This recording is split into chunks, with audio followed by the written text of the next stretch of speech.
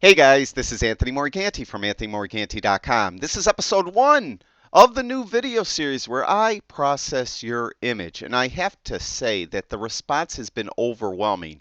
Thank you everyone for your encouragement on this series. I just posted the introduction video late yesterday and already I've received dozens and dozens of requests for me to process your image. So thank you everyone. Now I just want to remind everyone that I will not be able to do everyone's image. It's just not going to be possible. Now, I did pick this image because I think it's a relatively easy image for our first episode, and I think it's kind of a typical image that most of us might take if we're on vacation somewhere. So I thought it would be a good image to do. Now, this image was submitted by Anthony, and I'm only going to be giving first names just to protect the person's privacy and also because I have a hard time pronouncing last names for a lot of folks. So my apologies for that, but I'm just going to give first names. This is from Anthony, a different Anthony, not me. And as I mentioned, I think it's kind of a typical kind of vacation shot or a shot you would take if you're at the beach or whatever. Now, composition wise, in these videos I'm going to be talking about composition and maybe what I would have tried differently. And even though they're called composition rules, I hate that term because they're really not rules. I really don't think there should be rules in photography, but they are strong suggestions. Okay, if they're not rules, they're strong suggestions because it's just kind of these rules, so-called rules of composition, kind of work usually. So we're going to talk about things like that, but I don't want it to sound like it's an indictment against the way the photographer chose to frame the shot. They're just suggestions in how you might want to approach the scene differently, or if you're, new to it, how you might want to involve your thought process when you look at a scene. Now, on this scene here, or typically what I do for any shot, usually, especially landscape shots, is I look at the scene and I see what is the best part of the scene. And whatever the best part in the scene is, that's what I want to maximize. That's what I want to really explore in my photo, and that's what I want to emphasize in my photo.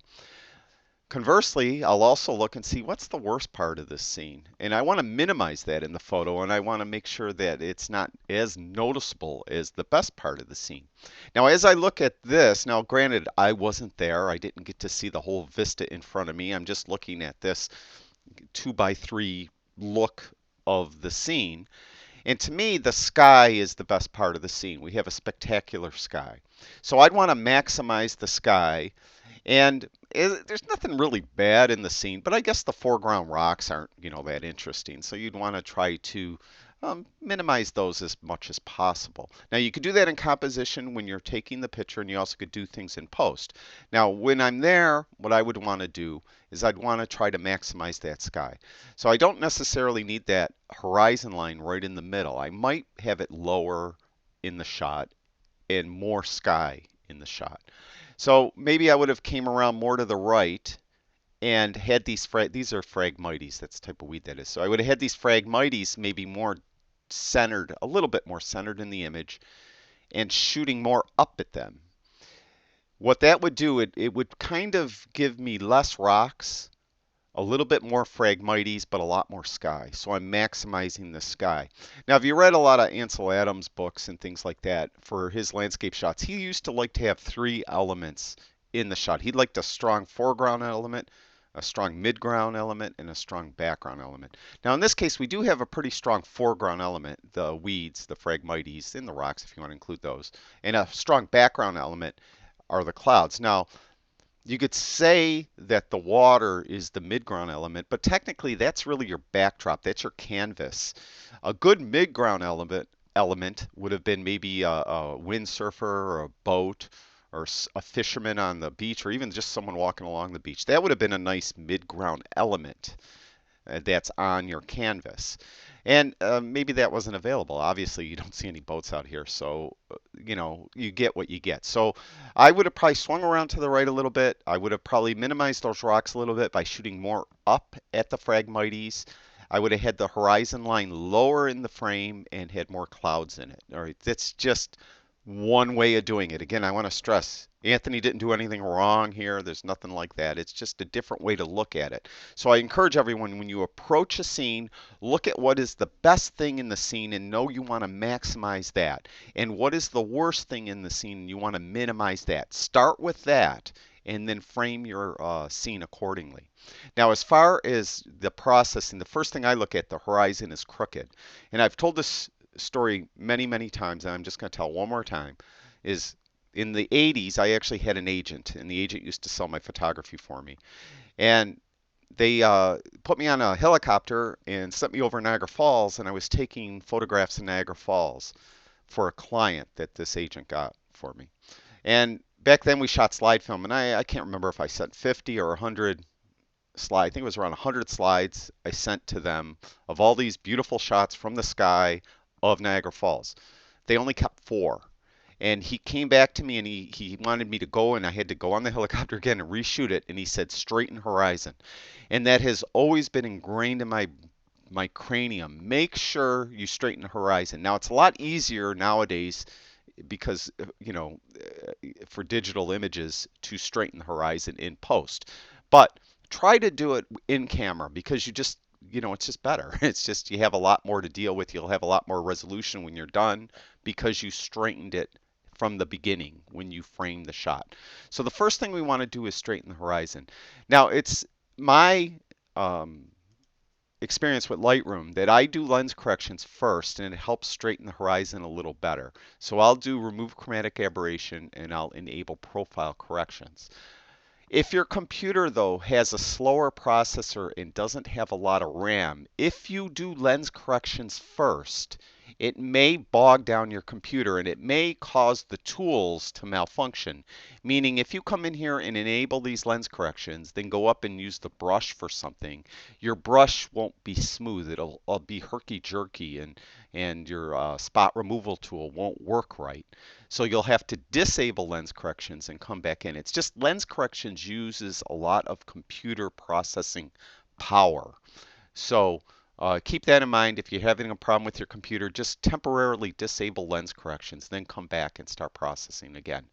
Now, there's different ways we could straighten this. The problem we have here is the horizon line is going from upper left more towards lower right, so it's angled that way. But we have kind of the waves coming in opposite of that. So I think if we click auto, it won't work. And you see it really kind of worked, I guess. But sometimes it's not as good.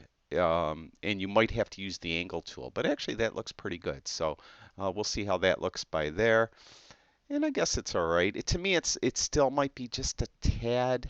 And what I'll do is if you just come outside the frame of the image, you'll see that the cursor turns into this kind of double arrow thing. And if you click with the left mouse button, you'll get a bunch of grid lines, and that will help you straighten it. And it looks pretty straight, so I guess it's just fine the way it was. So we straighten the image. Now, the next thing I'll do is I'll go to the basic panel. Now, I do things very differently than most photographers, and I'm not saying you should copy my way. It's just the way I do it, and this might give you ideas of how you could do it your way. But I start with the basic panel, and in this case, I want to bring highlights down because I want to get that sky like more contrasty. And it's pretty bright. There really aren't any dark shadows. Typically, I don't look at the histogram much. I'm not one of those folks that look at the histogram. So I have it closed. I just look at the image. And in this case, I'm going to bring shadows down a little bit. Okay, so we're just bringing those down just a touch. And the reason for this, why I'm bringing it down, I'm actually going to be making the grasses a little brighter. So I'm bringing the shadows down. Now, I usually, when I shoot, I make sure exposure's fine when I shoot. So I usually don't have to do much with exposure. I don't like using the contrast slider. I use the tone curve. That's my personal preference. And usually my white balance is fine. And it's the way I shot it. I know in camera what I'm doing. So I don't mess with white balance a lot. I know a lot of photographers do a lot of different white balance tricks in Lightroom. I typically won't. That doesn't mean it's my way's right. Again, I know Serge Romelli does great jobs. I mean, he's like a magician especially messing around with the white balance. So, it's just the way he does it, and I just do it a little different. That's all. Now, I do that. So I basically don't usually have to do anything with exposure. I don't mess with contrast here. I do my highlights and shadows. I skip whites and blacks. Almost never do clarity. I know that's odd. A lot of people do. I will add a touch of vibrance usually. Usually I like it 10 or under. And I'll add a touch of saturation in some cases, not all. So I might add vibrance on 90% of my images and saturation on 50%. And usually that too, I don't want over 10. All right, so like 9's fine.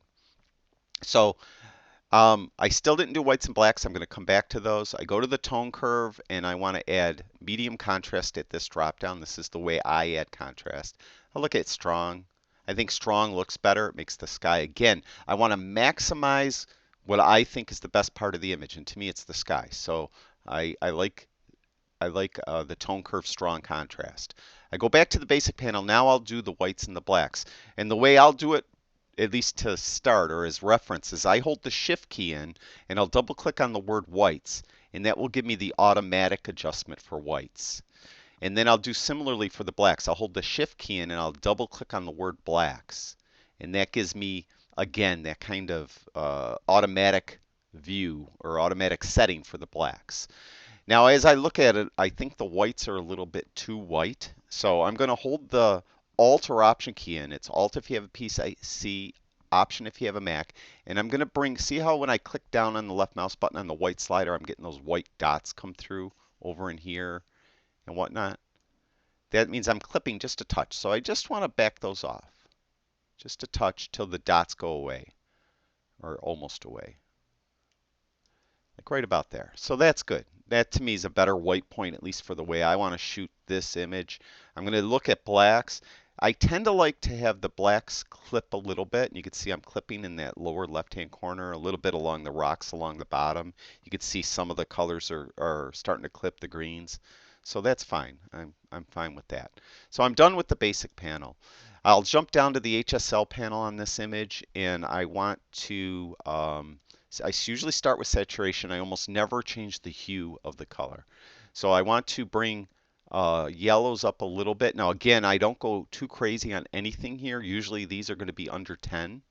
And I'll bring green up just a little bit. And I'm not going to do anything with blue. It's going to make the sky overwhelming if I do as far as blue saturation. So I'm going to go to luminance, and I'm going to, I think I'm going to make the yellows just a little brighter. So it's going to make the Phragmites stick out, kind of look a little better, I guess a little more prominent. As far as the blue luminance, I'm just going to bring that down just a little bit. If I go too much, see it just kind of makes it look a little too fake. So just a tiny bit, -3. So I'm done with that. Now let's see where we are. So I'm going to click the backslash key on my keyboard. There's before and there's after. Before, after. Okay, you could hit the Y key on your keyboard too. And there's before and there's after. So we're coming along. We hit the Y key again. We're there. All right, now detail. This was shot at ISO 100. I'm sure the noise isn't very prominent. It's not bad at all. Now this is another weird quirk I do, is I bring sharpening all the way down to 0. I think people tend to over sharpen their images, and I'm going to use a plugin later. So I like that. And then I'm just going to bring noise reduction up. Now a lot of times I'll use Topaz Denoise, but there's barely any noise in this image. So I think Lightroom noise reduction is going to work just dandy. So right around 40, 37, that looks good. So I just kind of eyeballed it. I don't have to mess with anything else. There's no color noise in here. So we're good. So we're going to zoom back out. So I'm done with detail. We did the lens corrections earlier. That's it. I'm done in Lightroom. Now I'm going to send this over to On1. I'm going to go down. I'm going to just right click on the image. I'm going to go down to Edit In. And then I'm going to go to On1 Effects 10 Suite. And what this is a raw file, so it's going to create a TIFF file, or it's going to create a PSD file, I'm sorry. And I'm just going to click at it. And this is typically the way I would do this. So I'm bringing it over into On1. And as soon as it creates that PSD file, it should open it on one. Now, every now and then On1 doesn't want to open, and I got a feeling that's what's happening here. Nope, there we go. Now we're asked if should we do a smart photo or a normal photo. A smart photo means I could come back in and re-edit it. And normal photo means you won't be able to come in and re-edit anything you did. Smart photos are bigger. They take up more disk space. So I'm going to use a smart photo. That's what I usually do. So I have this now. Now I have a whole video series on On1 products. I encourage you to watch that if you don't know what's going on with On1. But real quickly, we have presets over here on the left. I usually don't use a preset myself. You don't use any of the presets. But over here we have different filters, and you could stack the filters. And all the presets are a bunch of different filters that are preset to a preset. So I do my own. Now, when I look at the scene, to me this looks like summer. So there is a sunshine preset in here, right? Or a sunshine filter. That's the one I want to use. And I kind of like what that did, natural. Now right here there's a presets for this filter. And this is just, the settings for this filter. And if I hover over them, they'll show me different views. There is glow. I usually don't like any of the glow settings. I like radiance. Strong is okay. Sun glow I don't like. Sunshine's alright. And warm highlights is going to be real subtle. I kind of like that too. But I think I liked radiance or natural. Go back to radiance. There we go. Let's go with radiance for the sake of time, but I like that. All right, so if it's a little too strong for you, you could take this opacity slider and bring it down. But I kind of like it strong like that. Now, another one I usually almost add is dynamic contrast. And that, you see, will really bring out the sky. And it's really making it look like it's kind of more of a later day shot with a warm sun. So that's the kind of look I wanted to go. Now there's still some issues here. These rocks are still a little bit too prominent. So what we're going to do is we're going to start out with a vignette. So we're going to put a vignette here.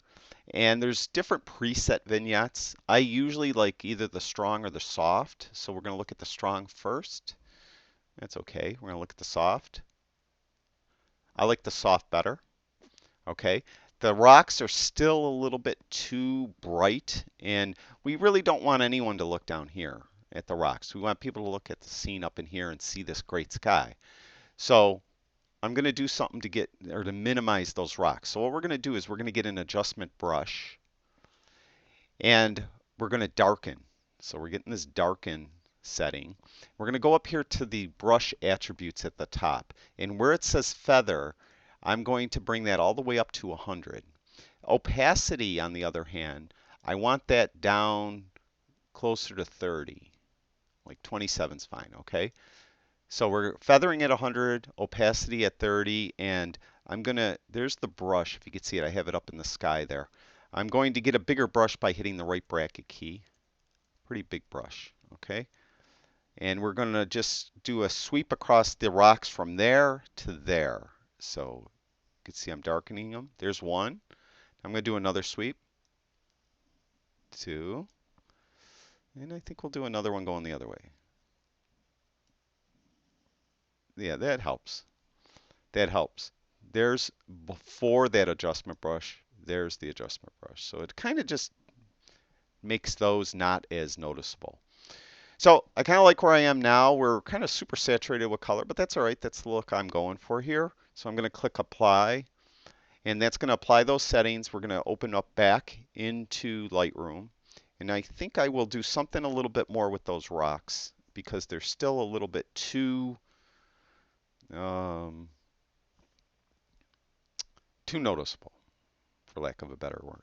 Sometimes too, when you come from any plugin, not just On1, your settings won't come with you. You can see there's the original image, there's the On1, and it doesn't look like anything was done.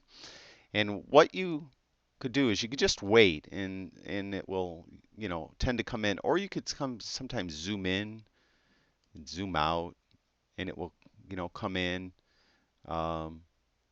If it doesn't do it, then if you wait long enough, you'll see right here in the lower or in the upper right hand corner, we have this little up arrow. And if you click on that, it will say that you either overwrite settings or import settings from disk. You want to import settings from disk. And when you do that, then you'll get your actual settings. So that happens quite often, actually. So something to keep aware of. So here's the original image, and here's the history of everything we did. I'm going to just go to auto straighten step. So there's the image after we straightened it. And here's the image after we really processed it. Now I still want to do something with these rocks. So what I'm going to do is I'm going to get an adjustment brush. I'm going to click on effect to reset it. And what I'll often do is I'll take clarity all the way down. I'll make sure I have a fully feathered brush and that flow and density are all the way up. And then what I want to do is I just want to kind of blur out the rocks a little bit. Just like that. Just like that. That's all I want to do. And to me, that's done. Now I maximized, again, my goals were when I came into this is I want to maximize what I think is the best part of the image. And to me, it's the clouds. And I wanted to maximize that. And I wanted to minimize what I think might be the worst part or the weakest part of the image. And the rocks in the foreground aren't that attractive. And there's the original after we straightened it. And there's our processed image. So again, I want to stress a bazillion times over and over, this is just one way to doing it. A lot of people are gonna hate this. I know we're gonna get a lot of probably people commenting they don't like it, which is fine. It is like super oversaturated, I admit. If you think it's saturated too much after you came out of the plugin, you could always go to the basic panel and you could go to the saturation slider and you could just bring saturation down a little bit. And you're good to go if you feel that's a better looking image. So it's really up to your personal taste. Again, thank you, Anthony, for sharing your image with us. I really do appreciate it, and I appreciated everyone sending me all those images in. Any more suggestions on how I could do this? People have suggested that I compare how the actual photographer processed the image against how I processed that image. And I kind of didn't want to do that only because I don't want people to think that my way is the right way and their way is the wrong way, because it isn't. It all comes down to personal taste. The whole idea of this video series is just give you some tips on how to use the different tools I use, not necessarily process the image like I process the image. All right, so thank you very much. If you want to send me your image, there's going to be a link below this video that'll give you instructions on how to send the image. I will only accept them one specific way. I'm sorry. People, even after those videos, or the video yesterday when I said I will only accept them through Dropbox, they still sent me them through email. And they sent me JPEGs when I said I only would take raw files. So please, if you're sending me JPEGs through email, I'm just deleting them. So send me raw images through Dropbox the way I described. Okay? That's it. Thank you again, Anthony. Thank you, everyone, for watching my videos. I truly do appreciate it. I'll talk to you guys soon.